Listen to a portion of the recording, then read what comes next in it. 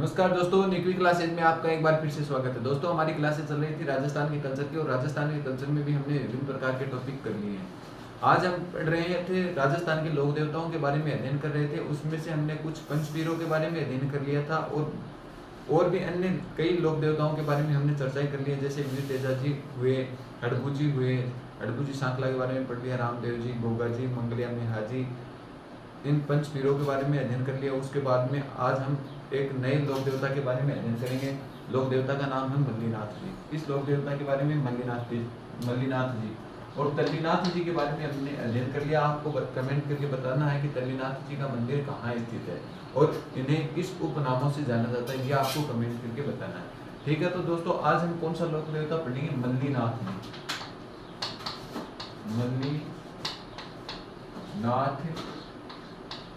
जी। मल्लीनाथ जी। ठीक है दोस्तों, मल्लीनाथ जी के बारे में बात करते हैं। इनके पिता का क्या नाम था? तो सलक इसके पिता का नाम था, और इनकी माता का क्या नाम था? तो जानीते इनकी माता का नाम था। तो बात करते हैं मल्लीनाथ के पिता कौन थे? पिता आपसे पूछ लिया जाए तो सलक इनके पिता का नाम था, सलक जी। इनकी माता का नाम आपसे पूछ लिया जाए कि इनकी माता का क्या नाम था? तो माता का नाम था जीर्णादे। जीर्णादे क्या इनकी माता थी? मल्लीनाथ जी की माता का नाम था जीर्णादे। इसके गुरु का नाम कई बार पूछा जाता है, तो गुरु का नाम है उगम सिंह भाटी।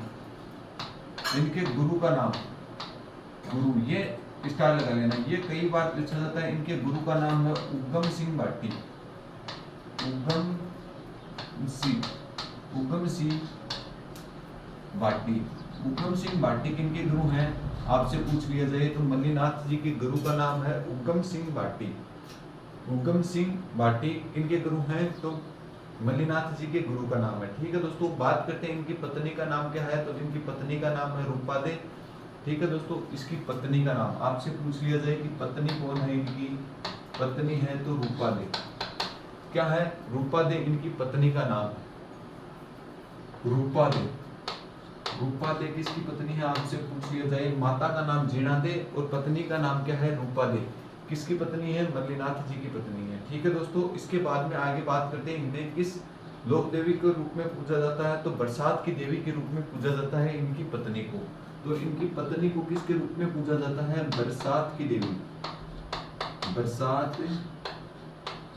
देवी के रूप में इन्हें पूजा जाता है। बरसात की देवी के रूप में किन्हें पूजा जाता है? आपसे पूछ लिया जाए तो मल्लीनाथ जी की पत्नी है रूपादे को बरसात की देवी के रूप में पूजा जाता है। और इसके आगे आपको पूछ लिया जाए कि इनका मंदिर कहाँ स्थित है? तो मालाजाल गांव कहाँ पड़ता है? बाड़मेर में पड़ता है। मालाजाल गांव में इनका मंदिर है। आपसे पूछ लिया जाए कि इनका मंदिर कहाँ स्थित है? तो मंदिर कहाँ है? मालाजाल गांव और मालाजाल गांव आपसे पूछ लिया जाए तो कहाँ पड़ता है? बाड़मेर में पड़ता है। कहाँ पड़ता है? बाड़मेर में क्या है? मल्लीनाथ जी की पत्नी थी रूपादे को बरसात की देवी कहा जाता है। और उनका मंदिर आपसे पूछ लिया जाए तो मालाजाल गांव कहाँ पड़ता है? बाड़मेर में पड़ता है। ये था इनकी पत्नी के बारे में। ठीक है, तो दोस्तों यहीं से भी कई बार ये क्वेश्चन पूछा हुआ है कि बरसात की देवी के रूप में किन्हें जाना जाता है? तो बरसात की देवी के रूप में रूपादे को जाना जाता है। ठीक है दोस्तों, अब आगे बात करते हैं इनके भाई का क्या नाम था? तो इनके भाई का नाम था वीरमदेव। मल्लीनाथ जी के भाई का नाम पूछ लिया जाए तो भाई कौन थे?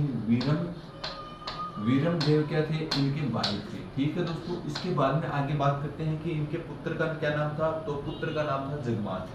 पुत्र पूछ लिया जाए कि इनके पुत्र कौन थे? पुत्र थे जगमाल क्या थे? इनके पुत्र थे। ठीक है दोस्तों, ये था इनका परिवार का एक सविस्तार वर्णन। भाई का नाम पूछ लिया जाए वीरमदेव, पुत्र का नाम पूछ लिया जाए जगमाल था। ठीक है दोस्तों, अब आगे बात करते हैं। ये मारवाड़ के शासक थे। कौन थे? मल्लीनाथ जी कहाँ के शासक हुआ करते थे? ये मारवाड़ के शासक थे। यह है मारवाड़ में शासन किया करते थे। मारवाड़ के शासक थे। तो आपसे पूछ लिया जाए मल्लीनाथ जी किस क्षेत्र से संबंधित थे? तो मारवाड़ क्षेत्र से संबंधित थे। वंश आपसे पूछ लिया जाए कि इनका वंश कौन सा है? तो मल्लीनाथ जी का वंश आपसे पूछ लिया जाए कि इनका वंश कौन सा है? तो वंश है इनका राठौड़ वंश। कौन सा है? राठौड़ वंश। ठीक है दोस्तों, राठौड़ वंश किनका है? मल्लिनाथ जी का। आपसे वंश पूछ लिया जाए तो राठौड़ वंश है। आपको ये पूछ लिया जाए ये किसके समकालीन थे, तो ये फिरोज शाह तुगलक के समकालीन थे। और फिरोज शाह तुगलक के साथ क्या करते हैं, ये युद्ध करने का काम भी करते हैं। इसमें मल्लिनाथ जी की क्या होती है? विजय होती है। तो आपसे पूछ लिया जाए कि ये किसके समकालीन, आपसे पूछ लिया जाए समकालीन, समकालीन किसके थे? समकालीन किसके थे? इसके साथ फिरोज शाह तुगलक के साथ क्या किया था? युद्ध किया था। फिरोज शाह तुगलक, फिरोज शाह तुगलक के साथ क्या किया था? वर्सेज युद्ध किसके साथ हुआ था? मल्लिनाथ जी के साथ, मल्लिनाथ जी के साथ, मल्लिनाथ जी, इनकी क्या हुई थी? विजय हुई थी। तो ये मल्लिनाथ जी थे, इनकी क्या हुई थी? विजय हुई थी। और फिरोज शाह तुगलक की क्या हुई थी? इसमें हार हुई थी। तो ये था दोस्तों कौन? मल्लिनाथ जी के बारे में। मल्लिनाथ जी के बारे में एक बार हम फिर से देखते हैं, फिर थोड़ा और बचा हुआ टॉपिक है वो अगली स्लाइड में हम पूरा करेंगे। बात करते हैं इनके पिता का क्या नाम है। इनके पिता का नाम है सलख जी। इनकी माता का क्या नाम है? इनकी माता का नाम है जीणा देवी। ठीक है दोस्तों, इसके बाद हम बात करते हैं, मैंने बता दिया है इनके गुरु कई बार पूछे जाते हैं कि मल्लिनाथ जी के गुरु का क्या नाम था। तो मल्लिनाथ जी के गुरु का नाम था उगम सिंह भाटी। उगम सिंह भाटी किनके गुरु थे? मल्लिनाथ जी के गुरु थे। ये कई बार पेपर में क्वेश्चन पूछा हुआ क्वेश्चन है। इसके बाद हम बात करते हैं इनकी पत्नी कौन थी? रूपादे थी। यह क्वेश्चन कई बार पूछा हुआ क्वेश्चन है कि बरसात की देवी के रूप में किसे जाना जाता है? तो बरसात की देवी के रूप में रूपादे किसकी पत्नी थी? मल्लिनाथ जी की पत्नी थी। इनका मंदिर आपसे पूछ लिया जाए कि इनका मंदिर कहाँ है, तो मालाजाल गांव, मालाजाल गांव कहाँ पड़ता है आपसे पूछ लिया जाए तो बाड़मेर के अंतर्गत पड़ता है, वहीं पे इनका मंदिर बना हुआ है। आगे बात करते हैं इनके भाई का क्या नाम था। तो इनके भाई का नाम था वीरमदेव। इसके बाद में आगे चलते हैं कि इनके पुत्र का क्या नाम था। इनके पुत्र का नाम था जगमाल। वीरमदेव इनके भाई थे और पुत्र कौन थे? इनके जगमाल थे। बात करते हैं ये कहाँ के शासक थे। ये मारवाड़ में शासन किया करते थे। ठीक है दोस्तों, इसका वंश आपसे पूछ लिया जाए कि ये मल्लिनाथ जी जो लोक देवता हुए हैं ये किस वंश से संबंधित थे, तो ये राठौड़ वंश से संबंधित थे। बात कर ली जाए, ये क्वेश्चन कई बार पूछा हुआ है कि मल्लिनाथ फिरोज शाह तुगलक के साथ किसने युद्ध किया था, या मल्लिनाथ किसके समकालीन थे। तो मल्लिनाथ फिरोज शाह तुगलक के समकालीन थे, इन्हीं के साथ युद्ध किया था। फिरोज शाह तुगलक की क्या हो जाती है? हार हो जाती है और इसमें मल्लिनाथ जी जीत जाते हैं। आगे हम इनके उपनामों के बारे में व मंदिर के बारे में और इन्होंने कौन सा पंथ चलाया था, इनका मेला कब लगता है, इनकी चर्चा हम अगली स्लाइड में करने वाले हैं। इसका मेला कहाँ बढ़ता है उसके बारे में भी चर्चा करेंगे। तो उससे पहले एक बार आप इसका स्क्रीनशॉट दें, फिर हम और आगे के बारे में अध्ययन करते हैं।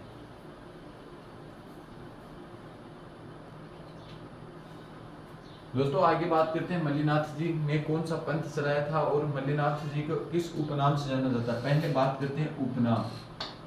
उपनाम क्या है मल्लिनाथ जी का? उपनाम कई बार पूछा जाता है कि मल्लिनाथ जी का उपनाम क्या है, तो आपको बताना है क्या है मल्लिनाथ जी का उपनाम। मालानी का धनी क्या कहा जाता है?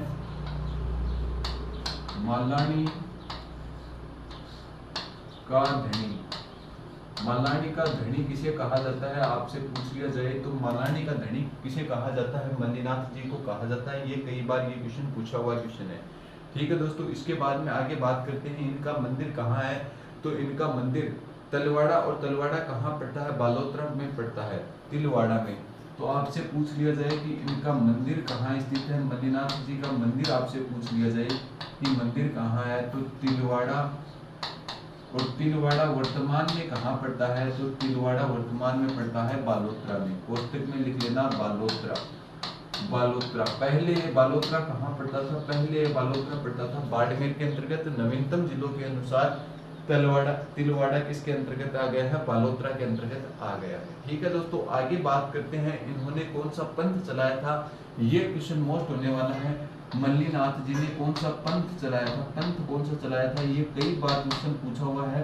तो इन्होंने कुंडा जो पंथ है उसकी स्थापना की थी 1399 ईस्वी को। कौन से पंथ की स्थापना? कुंडा पंथ। कुंडा पंथ की स्थापना कब करते हैं? 1399 ईस्वी को। 1399 ईस्वी को कुंडा पंथ की स्थापना कौन करते हैं? मल्लिनाथ जी करते हैं। इनके स्टार लगा लेना, ये क्वेश्चन कई बार पेपर में पूछा हुआ क्वेश्चन है। तो यह आपको देखने के लिए मिलेगा। कुंडा पंथ की स्थापना किसने की थी? तो किसने की थी? मल्लीनाथ जी ने की थी। अब आपसे एक क्वेश्चन पूछा जा सकता है कि रामदेव जी ने किस पंथ की स्थापना की थी? तो मैंने बताया था कामड़िया जो पंथ है, ये भी नोट लगा के लिखना है ना, कामड़िया पंथ। कामड़िया पंथ की स्थापना किसने की थी? तो कामड़िया पंथ की स्थापना किसने की थी? रामदेव जी ने की थी। रामदेव जी ने किस पंथ की स्थापना की थी? रामदेव जी ने कामड़िया पंथ की स्थापना की थी। ये भी कई बार क्वेश्चन पूछा हुआ है, तो इसीलिए ये दोनों क्वेश्चन मोस्ट हैं। कामड़िया पंथ आपसे पूछ लिया जाए तो रामदेव जी ने की थी, जबकि आपसे पूछ लिया जाए कुंडा पंथ आपसे पूछ लिया जाए तो इसकी स्थापना कौन करते हैं? मल्लीनाथ जी करते हैं। ठीक है दोस्तों, अब आगे बात करते हैं कि इनका मेला कब बढ़ता है। तो इनका मेला चैत्र माह में इनका मेला बढ़ता है। मेला पूछ लिया जाए, मेला कब बढ़ता है? तो मेला कब बढ़ता है? चैत्र माह में बढ़ने का काम होता है। चैत्र माह में क्या बढ़ता है? मेला बढ़ने का काम होता है। अब आपसे पूछ लिया जाए कि राव मल्लीनाथ जी का पशु मेला बढ़ता कहाँ पे है? तो तिलवाड़ा बाड़मेर में बढ़ता है। लिखो दोस्तों, राव मल्लीनाथ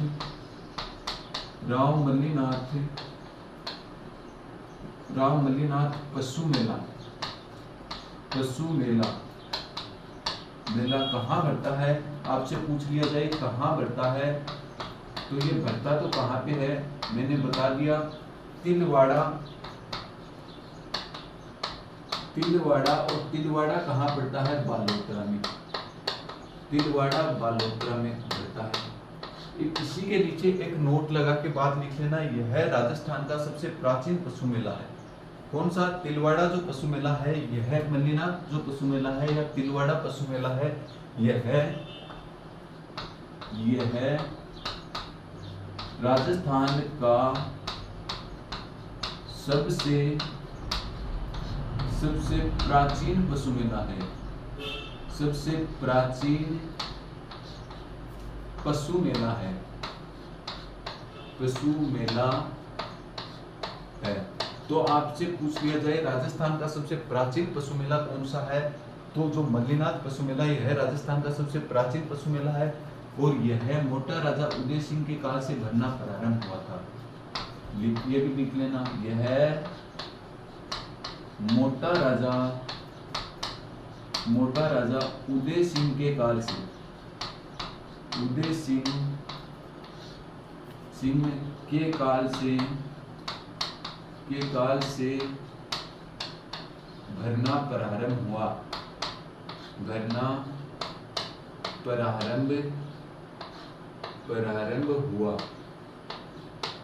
ठीक है दोस्तों, आपसे पूछ लिया जाए यह कब से बनना प्रारंभ हुआ, तो मोटा राजा उदय सिंह के काल से यह बनना प्रारंभ हुआ।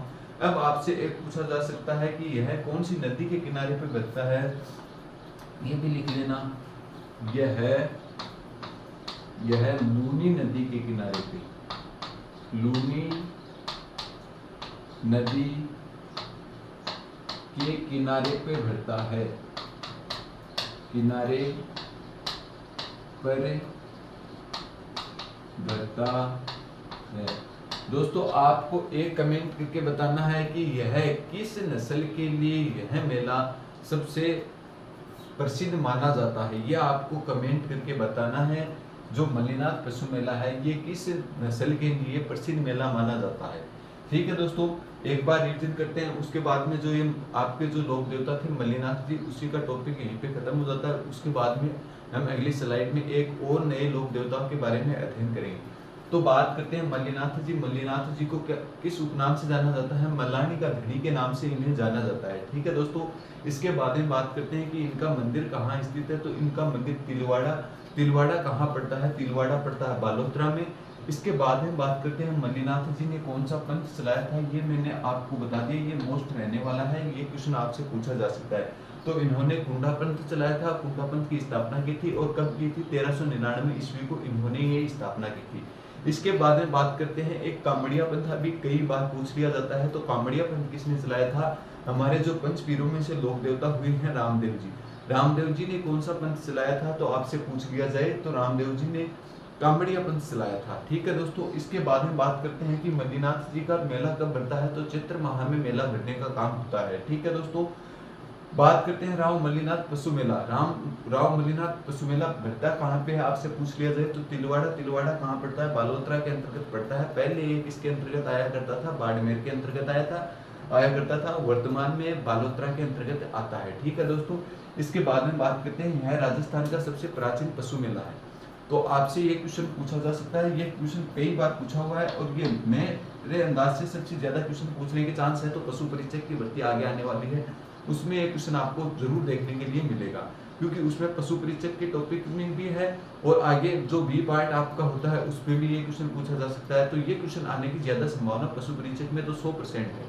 राजस्थान का सबसे प्राचीन पशु मेला आपसे पूछ लिया जाए कौन सा है, तो मल्लीनाथ जो पशु मेला है ये राजस्थान का सबसे प्राचीन पशु मेला है। यह मोटा राजा उदय सिंह के काल से भरना क्या हुआ था, प्रारंभ हुआ था। आपसे कई बार ये क्वेश्चन में पूछ लिया जाता है कि राजस्थान का सबसे प्राचीन पशु मेला मल्लीनाथ पशु मेला ये किसके शासनकाल से भरना प्रारंभ हुआ, तो मोटा राजा उदय सिंह के शासनकाल से भरना प्रारंभ हुआ था। ठीक है दोस्तों, इसके बाद में आगे बात करते हैं, यह जो पशु मेला है ये कौन सी नदी के किनारे पे भरता है। कई बार ये क्वेश्चन भी पूछ लिया जाता है कि जो मल्लीनाथ पशु मेला है वो किस नदी के किनारे पे भरता है। तो मारवाड़ में एक ही नदी बहती है, कौन सी नदी है, लूनी नदी। लूनी नदी के किनारे पे कौन सा पशु मेला भरता है, मल्लीनाथ पशु मेला भरता है और बाड़मेर में यही नदी बहती है। तो इससे तो आप ये अंदाज भी लगा सकते हो कि बालोतरा में कौन सी नदी जाती है, तो आप अंदाज से भी ये क्वेश्चन कर सकते हो कि लूनी नदी के किनारे पे ये पशु मेला भरने का काम होता है। तो एक बात दोस्तों आप इसका स्क्रीनशॉट ले, फिर जब अगले एक और लोक देवता के बारे में सविस्तार पूर्वक अध्ययन करेंगे। दोस्तों अगले लोक देवता के बारे में बात करते हैं। अगला लोक देवता कौन सा हमारा, वीर आलम जी। वीर आलम जी के बारे में बात करते हैं। कौन सा लोक देवता है अगला, वीर आलम जी। वीर आलम जी, वीर आलम जी के बारे में बात करेंगे कि वीर आलम जी एक लोक देवता हुए थे। वे कहाँ के लोक देवता थे, इनका वास्तविक नाम क्या है, तो इनके बारे में बात करते हैं। ये कौन से वंश से संबंधित थे और इनका वास्तविक नाम क्या था। इनका वंश तो था राठौड़ और वास्तविक नाम क्या था दोस्तों इसका, जेतमल राठौड़, जेतमलोत राठौड़। तो बात करते हैं वंश कौन सा है इनका, वंश आपसे पूछ लिया जाए क्योंकि कई बार इनका वंश पूछा जाता है, तो राठौड़ वंश से, राठौड़ वंश से। ठीक है दोस्तों, इसके बाद में आगे बात करते हैं इनका वास्तविक नाम। वास्तविक नाम क्या है, वास्तविक नाम आपसे पूछ लिया जाए तो जयतमल राठौड़, जयतमल राठौड़। जयतमल राठौड़ किनका वास्तविक नाम है, जयमलोत, सॉरी दोस्तों, जयमलोत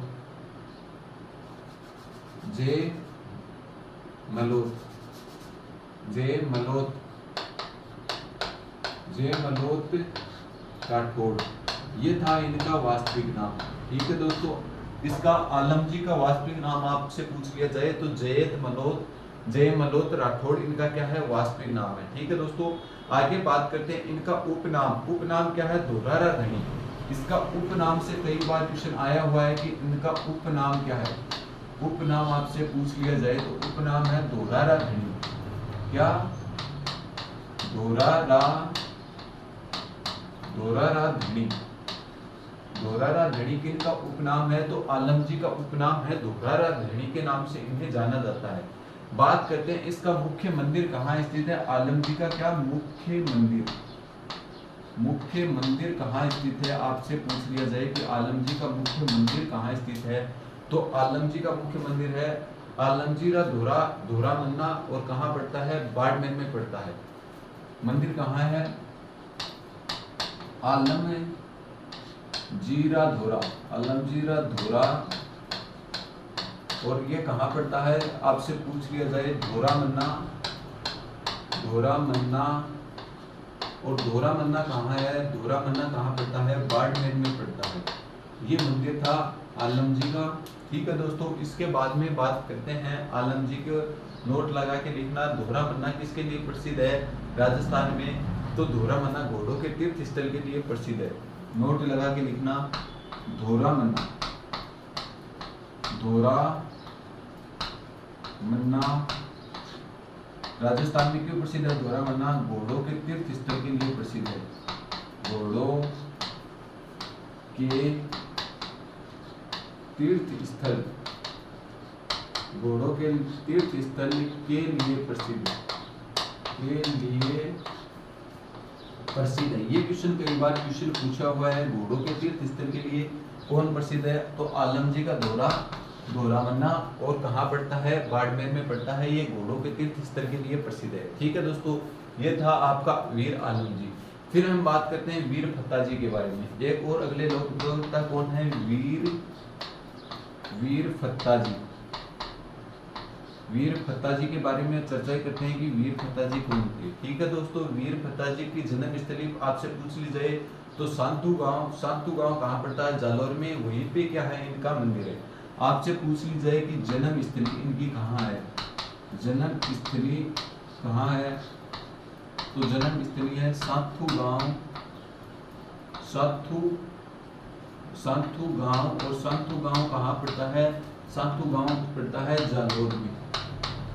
सांतू गांव पड़ता है जालौर में। यहीं पे क्या हुई थी? इनकी मृत्यु भी हुई थी। मृत्यु स्थल भी यहीं पे है। आपसे चाहे जन्म स्थली पूछे चाहे मृत्यु स्थली पूछे, दोनों ही कहाँ पे है? साथू मन्ना गांव कहाँ पड़ता है? जालौर में पड़ता है। मारवाड़ क्षेत्र के क्या है? ये लोक देवता हैं। कहाँ के? मारवाड़ क्षेत्र के लोक देवता, क्षेत्र के लोक देवता। ठीक है दोस्तों, इन्हें गो रक्षक देवता भी कहते हैं। क्या कहते हैं? गो रक्षक देवता भी कहते हैं। इन्हें कौन सा देवता कहते हैं? गो रक्षक देवता कहते हैं। ठीक है, गो रक्षक देवता किन्हें कहते हैं? वीर फत्ता जी को कहा जाता है। ठीक है दोस्तों, आगे और बात करते हैं कि इनका मेला कब लगता है। तो भाद्रपद शुक्ल नवमी को क्या लगता है? मेला। तो आपसे पूछ लिया जाए कि मेला कब लगता है? मेला आपसे पूछ लिया जाए तो भाद्रपद शुक्ल नवमी को क्या बढ़ता है? इनका मेला बढ़ता है। इनका वीर फत्ता जी का मेला कब बढ़ता है? आपसे पूछ लिया जाए तो भाद्रपद शुक्ल नवमी को क्या बढ़ता है? इनका मेला बढ़ता है। तो दोस्तों, बात करते हैं दो लोक देवता के बारे में। हमने और चर्चाएं की है। ये क्या क्या चर्चाएं की हैं इसके बारे में हम बात करते हैं कि वीर आलम जी का मूल नाम क्या था? वंश कौन सा था? तो राठौड़ वंश से ये संबंधित थे। इनका वास्तविक नाम क्या था? जेतमल राठौड़ इनका क्या था? जेतमलोत राठौड़ क्या था? जयमलोत राठौड़ इनका वास्तविक नाम था। इसके बाद बात करते हैं इन्हें किस उपनामों से जाना जाता है। तो उपनाम धोरारा धनी के नाम से इन्हें जाना जाता है। आपसे पूछ लिया जाए कि धोरारा धनी किसे कहा जाता है? तो धोरारा धनी वीर आलम जी को धोरारा धनी कहा जाता है। ठीक है, इनका मुख्य मंदिर कहाँ स्थित है? तो आलमजीरा धोरा कहाँ पड़ता है? धोरा मन्ना कहाँ पड़ता है? बाड़मेर में। इनका क्या है? मंदिर है। ठीक है दोस्तों, धोरा मन्ना क्यों प्रसिद्ध है आपको मैंने बता दिया कि धोरा मन्ना घोड़ों के तीर्थ स्थल के लिए ये जो क्षेत्र है ये प्रसिद्ध है। ठीक है दोस्तों, इसके बाद में आगे बात करते हैं वीर फत्ता जी के बारे में। वीर फत्ता जी के आपको जन्म स्थली या मृत्यु स्थली कुछ भी पूछे तो कहाँ है? सातू गांव कहाँ पड़ता है? सातू गांव पड़ता है जालौर के अंतर्गत। ठीक है दोस्तों, इसके बाद में बात करते हैं ये जो वीर फत्ता जी हैं ये मारवाड़ क्षेत्र के क्या है? लोक देवता के रूप में जाने जाते हैं। ठीक है दोस्तों, मारवाड़ क्षेत्र के लोक देवता हैं और ये इसके लिए शहीद हुए थे। तो गायों की रक्षा करते हुए ये वीर गति को प्राप्त हुए थे वीर फत्ता जी। ठीक है, तो इन्हें किस नाम से जाना जाने लगा? गो रक्षक देवता के रूप में इन्हें जाना जाता है। इसके बाद में बात करते हैं वीर फत्ता जी का मेला कब बढ़ता है। तो वीर फत्ता जी का मेला बढ़ता है भाद्र शुक्ल नवमी को। क्या बढ़ता है? वीर फत्ता जी का मेला बढ़ता है। दोस्तों, आज की कक्षा में हम इतना ही करेंगे। बचा हुआ जो हमारा जो लोक देवता का टॉपिक है वो अगली कक्षा में हम चर्चाएं करेंगे। इससे पहले मैं आपको बता दूं, यदि आप चैनल पे नए हो तो ज़्यादा से ज़्यादा तो मित्रों को शेयर कीजिए और आप भी इस चैनल को सब्सक्राइब कर लें ताकि आने वाली आगामी इन कक्षाओं के नोटिफिकेशन व जो भी आगे आने वाली भर्तियों के नोटिफिकेशन हैं वो भी आप तक जल्द से जल्द पहुंच सकें, क्योंकि हम इसी चैनल के माध्यम से आप तक सूचना पहुंचाने का काम करते हैं। दोस्तों, यदि आप नए हो तो पीछे बहुत सारे टॉपिक कल्चर में, हिस्ट्री में, जियोग्राफी और पॉलिटिकल तीनों चारों टॉपिकों में बहुत सारे टॉपिक करवा दिए गए हैं और सभी की प्लेलिस्ट इस चैनल पे उपलब्ध है। तो आप उन्हें जाकर जरूर देखें ताकि आगामी आने वाली जितनी भी भर्तियां हैं उनके लिए आपकी तैयारी और अच्छी हो सके, आप भी अपनी तैयारी के 4 चांद लगा सकें। दोस्तों यदि नए हो तो आप कमेंट भी करते रहना, कहीं पे आपको कोई कमी नज़र आए तो आप हमें कमेंट करके ज़रूर बताएं, ताकि हमें भी पता चल सके कि आगामी आने वाली कक्षाओं में क्या सुधार करना है, और ये भी पता चल सके कि आप कितना हमारी क्लासों को लेकर एकाग्र हो और कितना आप उस पर तैयारी कर रहे हो, जिससे क्या है कि आने वाली जो अगली कक्षाएं होती हैं, आपके कमेंटों को देख कर ही दोगुनी एनर्जी के साथ अगली कक्षा में आते हैं। दोस्तों आज की कक्षा में इतना ही, बचे हुए जो टॉपिक है वो आगे की कक्षा में सुचारू रूप से जारी रखे जाएंगे। तो दोस्तों धन्यवाद, आज की कक्षा में इतना ही।